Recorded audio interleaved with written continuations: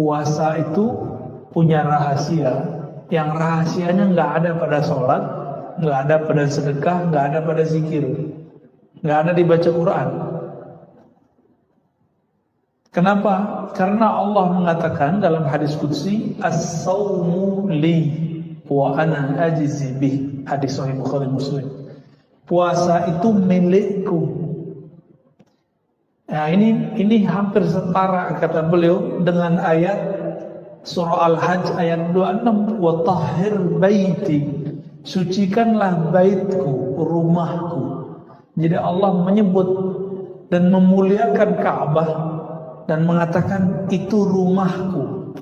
Tapi Allah butuh rumah enggak, Pak? Maksud rumah di situ adalah rumah tempat menyembahku. Tapi rumah tempat menyembah Allah itu benda. Benar ya? Benda hidup atau benda mati? Benda mati. Benda mati itu dia menjadi bernilai ketika ada orang yang sholat di dalamnya. Tubuh ini dia punya riyadhah, punya amalan yang nggak bisa dilihat orang. Kalau saya sholat kelihatan nggak sama orang, baca Quran kedengeran sama orang, jalan ke masjid kelihatan sama orang. Kalau kita puasa nggak ngasih tahu orang, orang bakal tahu nggak? Istri kita nggak bakal tahu, pasangan kita nggak akan tahu, tetangga kita nggak tahu. Bahkan mungkin ya apapun makhluk di sekitar kita nggak akan tahu kitanya lagi puasa atau bukan. Sampai kita bilang, maaf aku lagi puasa. Gitu. Tapi Nabi mengajarkan jangan ngaku puasa dalam bab sembarangan. Ngaku puasa itu kalau diajak berantem sama orang. Insa bahu ahadun aw syatamahu falyaqul inni sha'im. Kalau ngaku puasa itu saat orang ngajak berantem, diajak berantem sama orang, berarti puasa itu yang dimaksud Rasulullah bukan sekedar puasa lapar dan haus, ada puasa emosi. Baik. Maka beliau mengatakan innana fuddila shaum lima'nayain. Puasa itu Allah tinggikan, Allah utamakan karena dua hal. Pertama, sirrun wa amalun batinun. Puasa itu amal sir, amal yang rahasia. Orang nggak tahu kalau nggak dikasih tahu. Wa amalun batinun, itu amal batin. Maka orang-orang yang ingin mengolah batinnya, dia harus puasa. Kenapa orang Islam hari ini kurang tajam, kurang peka kolbunya? Karena jarang puasa. Firasatnya nggak bisa ditangkap. Kita dapat firasat, tapi kita nggak ngeh. Ini bener nggak nih? Ya. Kenapa? Karena kurang puasa. Di luar sana ada orang nggak bersyariat, bahkan nggak beragama, tapi dia rajin tirakat puasa. Kadang lebih tajam daripada kiai. Pernah lihat? Pernah dengar? Itu bukan karena kenapa-kenapa, emang begitu. Dan itu pernah ditanyakan kepada Sayyidina Nabi Rasulullah SAW. Kenapa ada ahli kitab kok tajam firasatnya? Nabi mengatakan as-shaum, karena puasa. Jadi puasa ini amal dahsyat.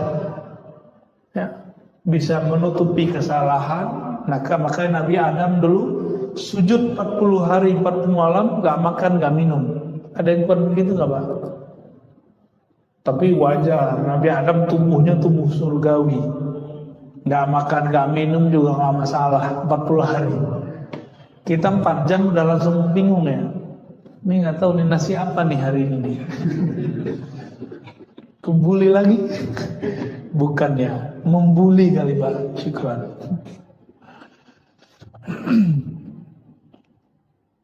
La yarahul khalqu wa la yadkhuluhu riya.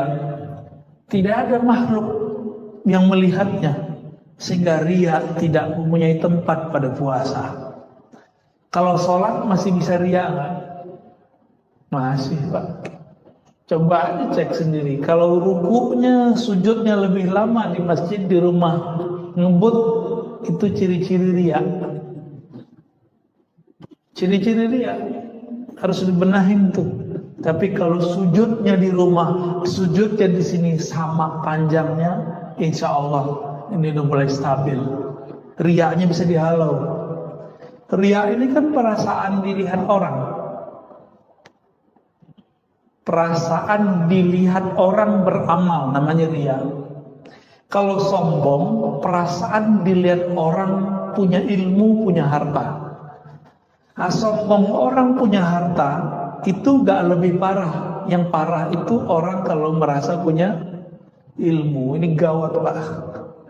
Kalau punya harta, sholat hilang rasanya. Tapi kalau orang punya ilmu, dia sujud pun kolbunya belum sujud. Kenapa?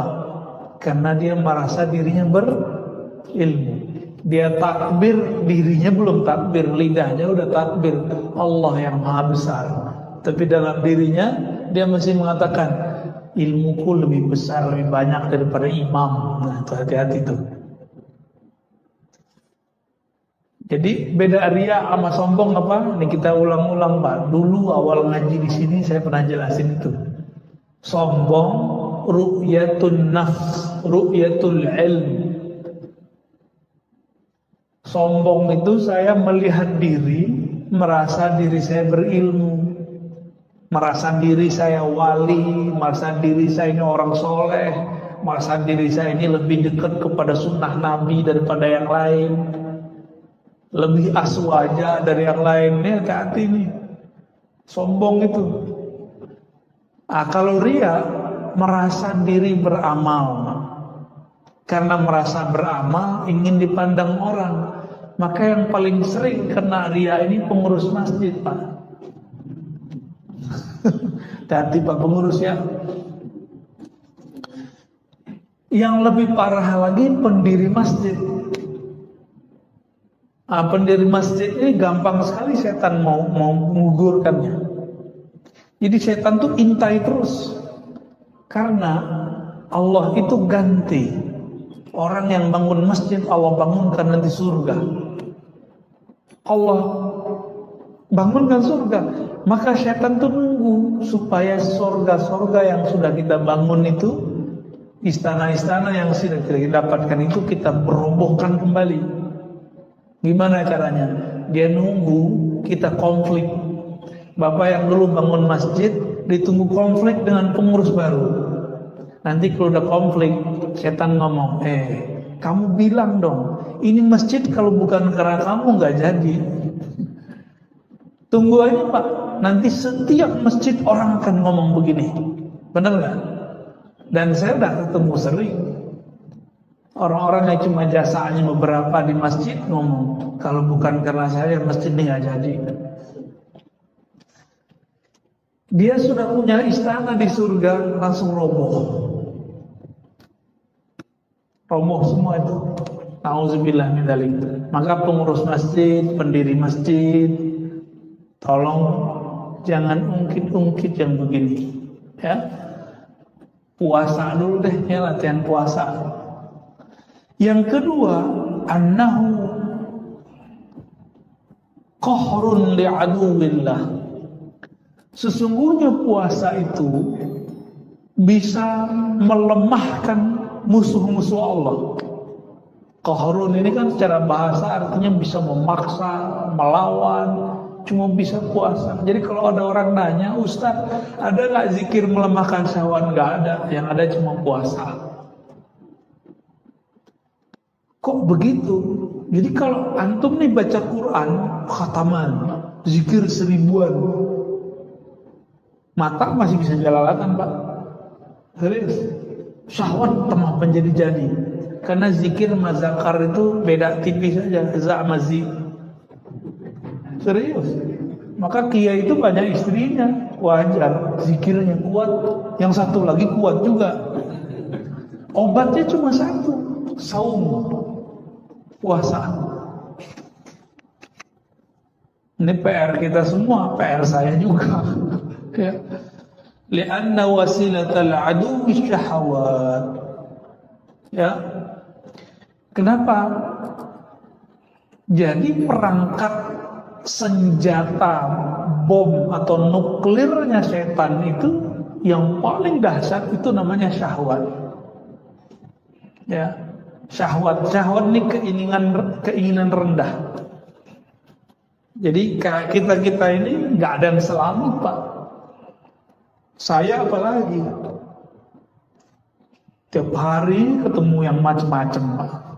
Ya. Mulai dari jamaah yang begini sampai begitu setiap hari. Godaan saya lebih kencang dari Bapak. Jangan dikira saya selamat. Enggak, saya enggak selamat. Kalau Allah enggak bantu saya enggak selamat. Maka mohon doanya semoga saya selamat. Amin. Rabbal alamin. Dan kita juga doakan Bapak Ibu ya, semoga selamat juga. Ini berat persoalan ini. Dulu Barsisa lewat karena masalah ini. Ya. Barsisa lewat di Sahih Bukhari kan disebutkan itu persoalan ini. Tapi ada juga seorang perempuan yang sering kita lihat, mungkin kita jijik kalau ngeliat begitu. Perempuan bari, ya. Perempuan pelacur, PSK, Allah ampuni, bukan karena dia ngapa-ngapain, tapi cuma karena ngasih. Nah begitu. Jadi agama itu gampang-gampang susah. Dosa besar. Tapi kalau mau diampuni gampang sekali jalannya. Maka saya katakan kepada diri saya, kepada kita semua, kepada semua para pendosa, semua kita ini pendosa, jangan putus asa dari rahmat Allah. Siapa tahu dengan amal sedikit Allah angkat kita. Jadi kadang-kadang ada amal yang orang gak sangka-sangka, karena amal itu Allah angkat dia jadi waliullah. Kalau versi kita nih, perempuan yang tadi pelacur itu Allah ampuni dan dijadikan kekasih Allah cuma dengan ngasih si guguk. Lah sekarang ada ustadz katanya mau nabrak anjing, Pak. Jadi wali nggak tuh? Jadi wali Allah apa wali setan?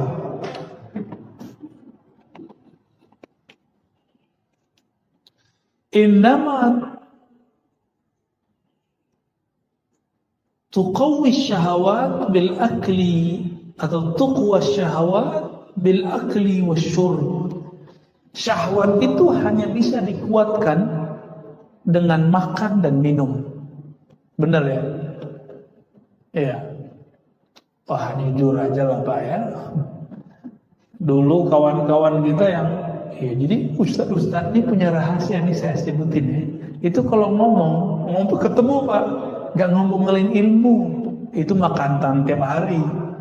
Jadi para ustadz kiai itu kalau ketemu, kalau diawali dia ngomongin kasyafat, kasyaf langit.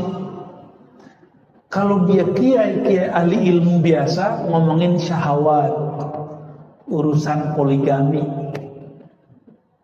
Nih serius nggak Bapak ya? Serius. Terus kalau istrinya banyak gimana?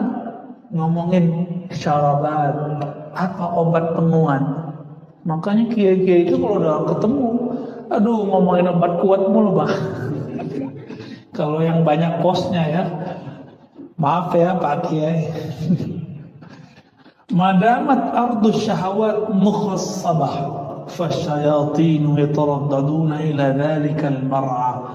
Selama lahannya syahwat ini disuburkan dengan makan dan minum, maka setan pun gampang nyangkulnya.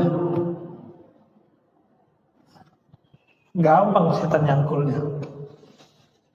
Wa yatruku syahwat wa yutraku syahwat tudiku alaihimul masalik.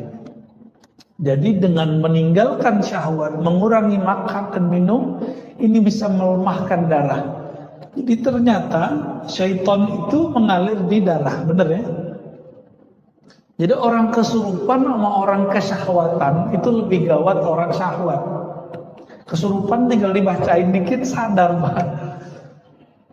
Nggak usah dibacain, kasih aja tuh apa bawang putih, kasih ke hidungnya sadar itu, Pak. Ya, balik lagi kesadaran dia itu, nggak usah dibacain aneh-aneh. Ya, nggak bisa kasih tai kucing, Mbak. Pasti sadar itu, kabur itu ya. Itu versi teman saya itu, versi jalan lain. Tapi kalau dulu kita dapat pakai bawang putih yang baunya keras, sembuh. Tapi kalau orang syahwat dikasih bawang putih tambah kuat Pak syahwatnya. Malah itu penguat ya. Kalau orang makan, minum, bahkan olahraga, orang kalau makan, minum, olahraga, lengkap sudah, syahwatnya berlipat. Karena hormon bahagianya masuk. Kalau makan minum dong paling penyakit. Tapi kalau makan minum olahraga, waduh masya Allah. Apa yang terjadi? Darahnya kuat, uratnya kuat, ototnya kuat. Wah, semalu itu menjadi senjata luar biasa bagi setan. Ya, maka jalur pintas untuk mengatasi itu cuma puasa. Jadi puasa itu bekamnya setan. Jadi hijamahnya syayatin puasa, hijamahnya darah buang darahnya. Maka bapak-bapak yang kolesterol, coba kalau mau hijamah kurangi dulu konsumsi obat pengencer darah. Ya, minum jamu yang dianjurkan oleh ahli herbal baru dibuang Pak, itu cuma bisa dibuang, nggak bisa diapa-apain. Ngapain darah disimpan-simpan di badan kalau kotor? Buang aja. Maka Nabi SAW ketika dimi'rajkan ke langit, beliau dipesani oleh Jibril, "Hai Muhammad ihtajim, hai Muhammad berhijamahlah engkau, berbekamlah. Coba amalkan Pak Sunnah ini, nanti punggungnya yang berat-berat itu, kepala yang sakit-sakit itu. Ini tanda kolesterol kan beratnya di sini. Kalau orang stres di sini Pak. Beda tuh ya. Kalau kena corona di sini dia stresnya. Tapi kalau di belakang, apalagi yang suka santen-santen tuh ya, soto Betawi itu santen kan, rendang Padang tuh. Gaji-gajian, kalau gaji emang kita senang Pak. Kalau gaji yang itu tuh, itu cuma bisa dibuang, buang aja. Orang Barat kan nggak punya pengobatan alam, ya dicabut-cabut gitu darahnya nggak ada, pijit kan nggak ada, puntur nggak ada. Mereka mainnya ngobatin darah. Kalau kita jalur pintas, buang darahnya sama. As-sawmu hijamatus syayatin. Jadi ini boleh kita sebut sebagai sebuah istilah. Puasa itu hijamah, mengeluarkan syaitan, melemahkan syaitan. Ya, mau nggak ngelemahin syaitan?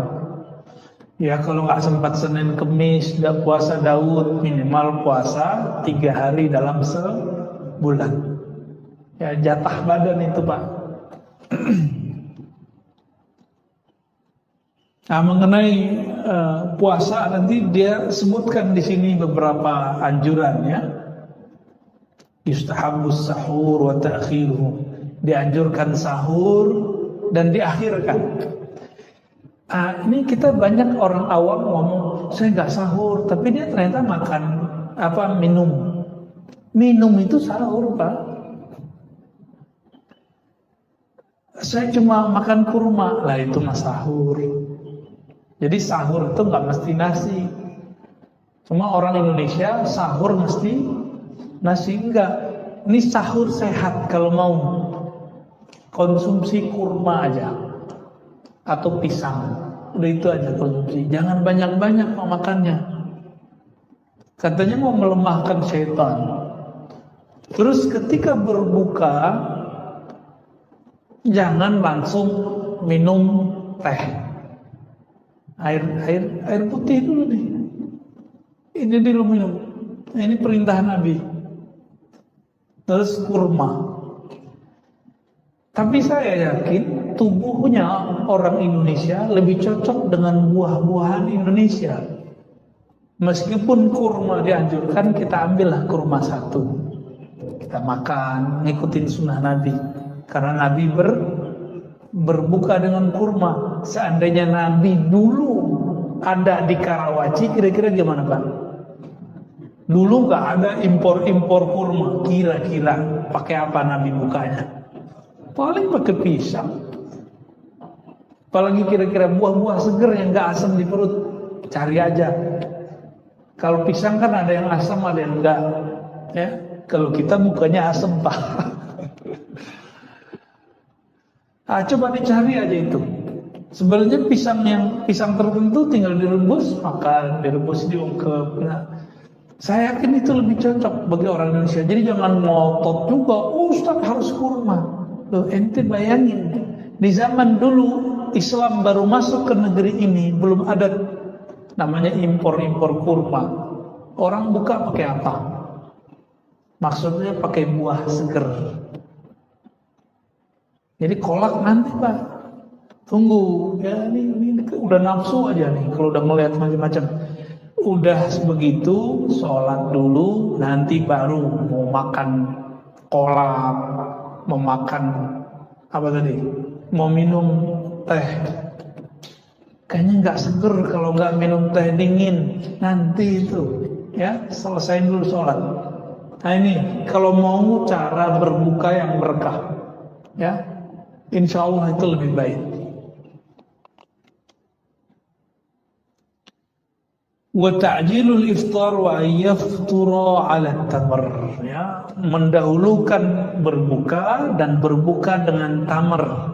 Nah, ini karena tamar kurma itu dulu paling mudah ya. Wa yustahabbul jawd fi Ramadan wa fi'lul ma'ruf wa qasratus shadaqah iktidaan bi Rasulillah. Dianjurkan di bulan Ramadan, kalau kita sudah biasa dermawan, di bulan Ramadan dermawannya naik berkali lipat.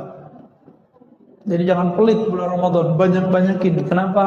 Karena Nabi kalau bulan Ramadan itu duit masuk itu keluarnya secepat masuk. Masuk keluar. Wah, ntar kita gimana? Nah, masih bilang gimana? Matematikanya masih matematika insan, belum matematika ilahiyah. Ya. Wa yustahabbu dirasatul Quran wa al-i'tikaf fi Ramadan. Wal-i'tikaf fi Ramadan. Dianjurkan dirasah. Dirasah di sini bisa artinya belajar Quran, bisa diartikan tilawatul Quran.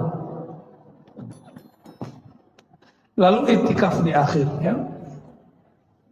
Tapi saya menganjurkan amalan yang paling afdal itu bukan banyak khatam Quran, tapi kita membaca Quran, kalbu kita merasa terkoneksi, terhubung kepada yang menurunkan Al-Quran. Maka tips yang kami ajak kepada teman-teman kami yang mau khatam Quran, sebelum baca Quran zikir dulu, istighfar, ta'awuz, perbaharui syahadat. Kalbunya disebut nama Allah. Ya Rahman, Ya Rahim, apa nama Allah yang kita kenal. Kira-kira sudah tenang, baru kita baca Al-Quran. Nanti pas baca Quran ada muncul sedikit saja di dalam hati rasa malal. Apa arti malal? Bosan. Berhenti dulu Pak, taruh lagi Qurannya, zikir lagi. Atau sholat 2 rakaat. Selesai Assalamualaikum, zikir sebentar, tenangkan diri, ya, yakinkan bahwa Allah yang menurut Quran itu memandang kita. Dan betapa ridho dan senangnya Allah, risalah-risalah cintanya yang bernama Quran dibaca oleh hambanya. Rasa itu muncul, baru baca Quran lagi. Begitu Pak terus. Jadi seumuran kita ini, apalagi sudah di atas 40, 50, 60, nggak usah ngejar 7 kali khatam, nggak usah. Capek Pak. Ya. ngamal tuh gak usah ngoyo. Tahu ngoyo ya? Gak usah terlalu maksa diri. La ikraha fid din itu tidak hanya persoalan maksa orang masuk Islam, tapi la ikraha fid din kalau versi kita tidak ada namanya pemaksaan dalam beramal. Itu juga bisa diartikan ke arah sana, walaupun penafsirannya penafsiran jauh. Jadi coba nanti gunakan metode ini. Tilawah ma'az zikir namanya. Membaca yang dikolaborasikan dengan zikir. Intinya Quran, ingat Allah bukan? Lalu ada orang baca Quran gak ingat Allah. Afdal gak baca Qurannya? Enggak. Maka di saat orang lagi begitu, afdalul zikri la ilaha illallah. Zikirnya afdal adalah la ilaha illallah. Kalau zikir la ilahnya sudah nancap di kolbunya, qaulus sabit, baru kembali ke Quran lagi. Lalai lagi kolbunya, balik lagi ke zikir, sholat, 2 rakaat, begitu. Mau ngamalin begitu. Jadi nggak usah terlalu buru-buru baca Quran, yang santai aja. Ya, mau Pak begitu. Jadi Ustadz saya ikut komunitas ini, komunitas itu. Udah, ini komunitas buat diri sendiri, jadi komunitas diri sendiri. Kapan kita akan bisa mengatur diri kita sendiri Pak? Kenapa khatam Quran aja harus pakai komunitas? Ya, tanda kita lemah. Makanya Sayyidina Ibrahim Al-Khalil alaihissalam, beliau itu disebut Allah umat. Dia sendiri tapi disebut umat. Kita banyak mungkin belum disebut umat karena kita lemah. Beliau sendiri bisa mempengaruhi orang sekampung, senegeri. Kita untuk mempengaruhi diri sendiri aja gak bisa. Ntar gimana kalau sakaratul maut datang? Datang sakarat, apa arti sakarat? Mabuk. Kalau nggak bisa mengendalikan diri, lewat Pak, su'ul khotimah. Maka sebelum itu terjadi, latihanlah. Latihan mabuk capek, mabuk bosan, ya. Jadi kita berharap jangan kejut-kejutan kalau beramal, santai aja ya. Ala bi dzikrillah tatma'innul qulub. Ketahui hanya dengan zikrullah. Quran kan zikrullah, tapi kok buru-buru. Kalau baca Quran mestinya tenang. Tapi banyak orang baca Quran kok malah tambah galau, mikirin khataman. Ya.